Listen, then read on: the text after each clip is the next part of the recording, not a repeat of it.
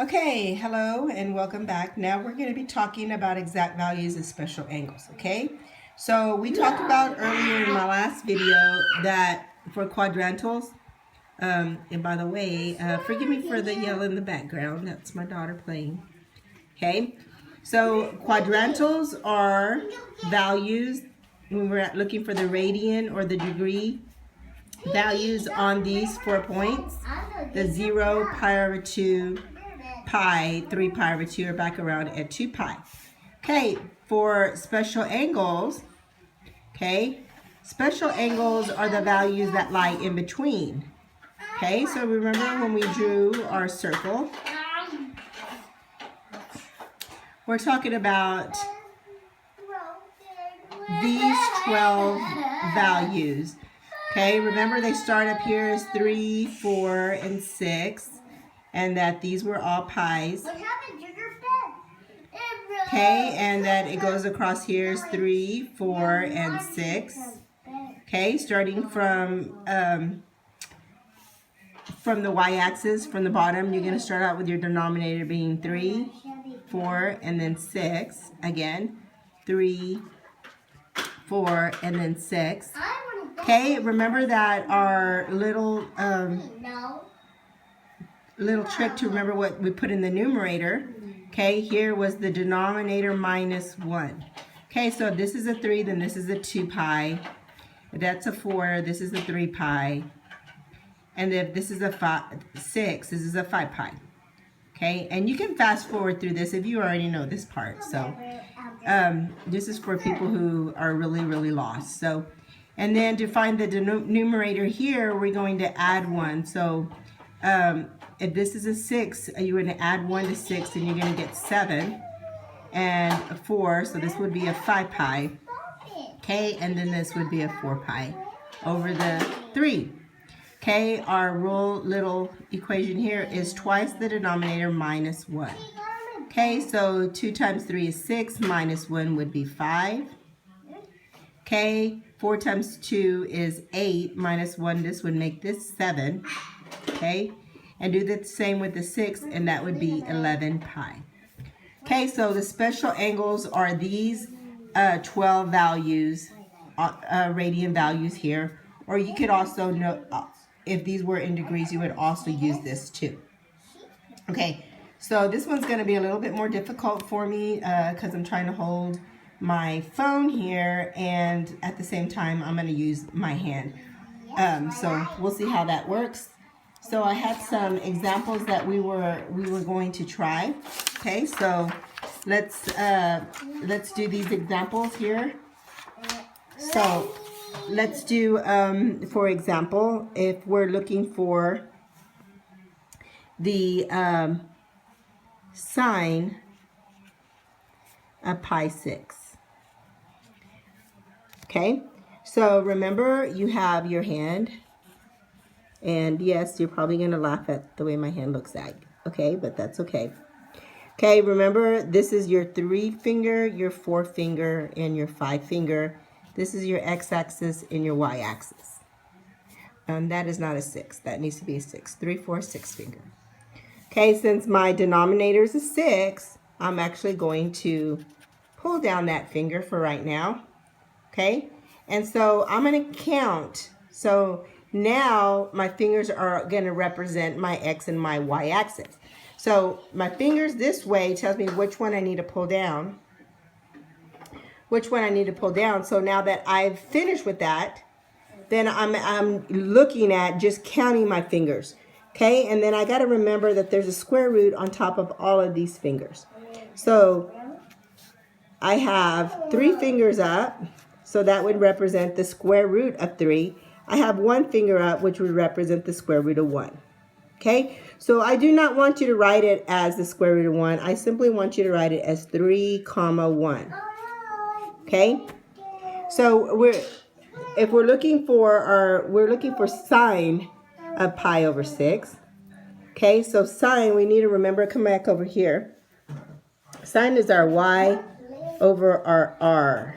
Okay, so come back to our hand. Okay, we're not using these anymore because that was just to know which finger we're putting down. Okay, Remember we have 2 right here, and that's r is equal to 2. That's important that you know that too.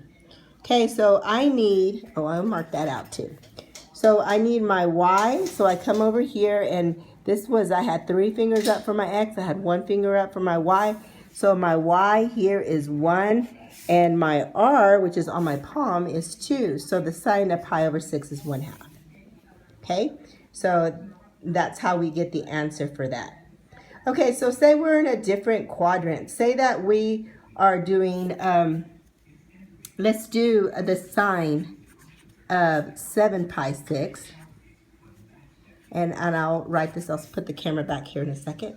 Okay, so if I'm looking for the sine of 5 pi over 6, okay, what I want you to know that is that my answer is still going to be 1/2.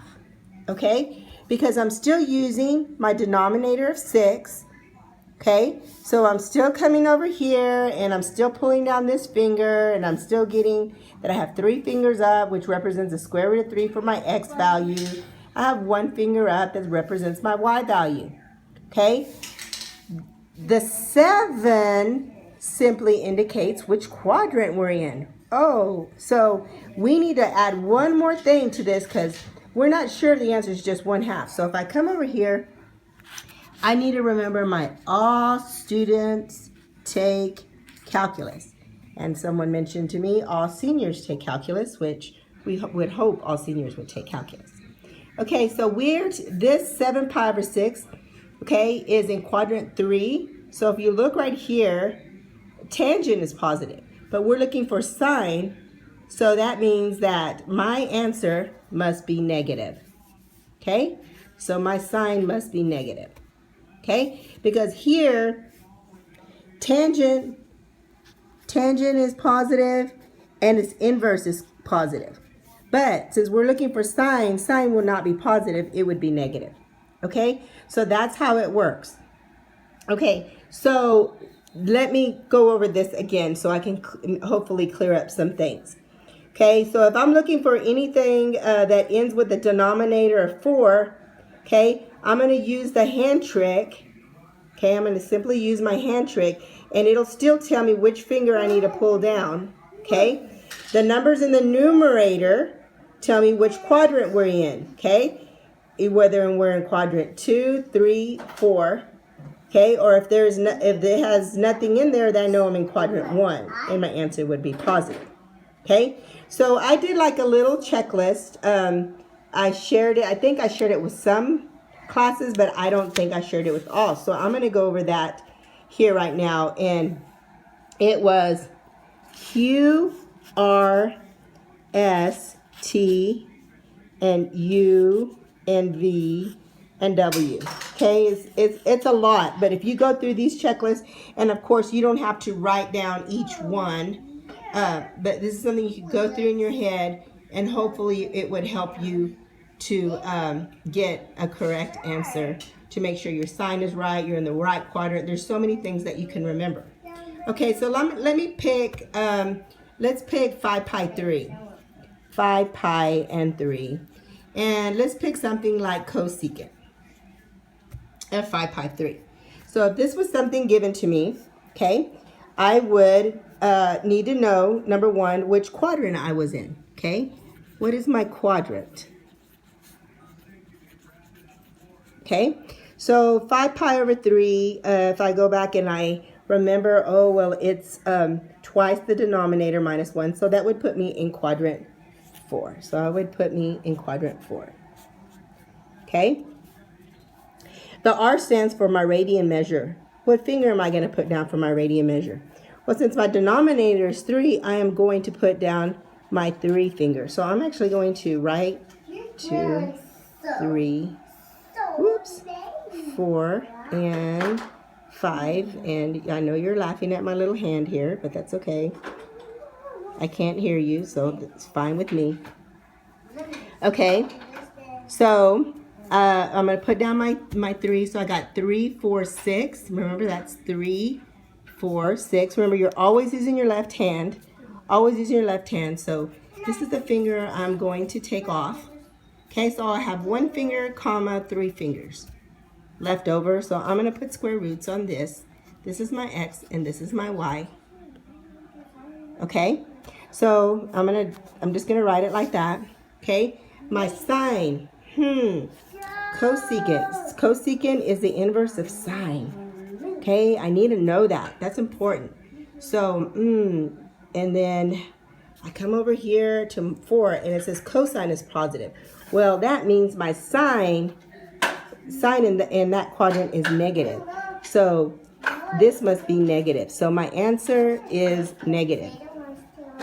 I'm gonna actually write negative so y'all know what I'm talking about. Okay, and my t is what is my trig value? Of course, we said we're looking we're gonna look for sine. Okay, and what is my ratio? What is my ratio that I'm going to use here? Okay, sine. We're looking for cosecant. Okay, we know that the regular sine is y over r. Okay, so we need to know that cosecant is r over y. Okay, so we need to use r over y. So we're looking for r over y. Okay, so let's look over here. So our r, remember our r is 2, and our y, we come back over here, is the square root of 3. Okay, and so we need to put all this information together. So we need to come over here, and so we have our quadrant, we have our ratio, we have our sine, we have our trig function, our trig ratio right here, and we're going to unite. The U is unite. We're going to unite all of our information together. Okay. Okay. Well, if I wrote down my answer as just being 2 over the square root of 3, my next one would be V, which is visualize. Visualize. But when I visualize this, I'm going to say, oh man, Miss Garcia doesn't want me to leave a radical in the denominator. So that means I need to get this radical out of the denominator. And I get that out by multiplying by the square root of 3. So then I get 2 square roots of 3 over 3. Okay, that's what I end up getting. Okay, so then write. Okay, I need to write it all together. Well, visualize. Well, let's do like W right here means to write your answer.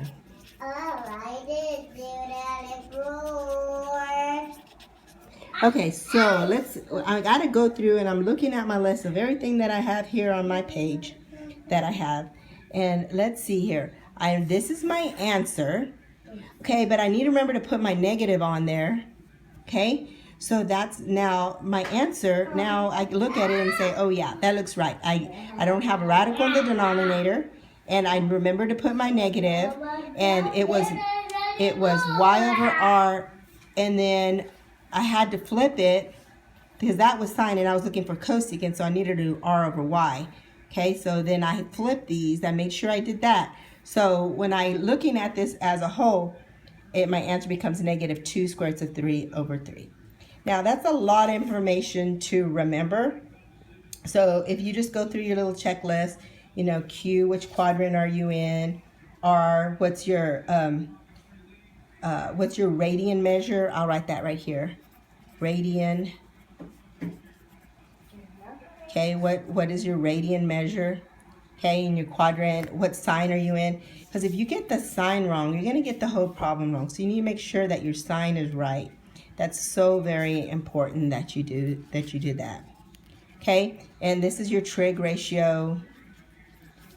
T is trig ratio. And unite all your information, visualize, and then write your answer. Okay, so I hope this video helped, and that you're doing a lot of studying this afternoon and this evening.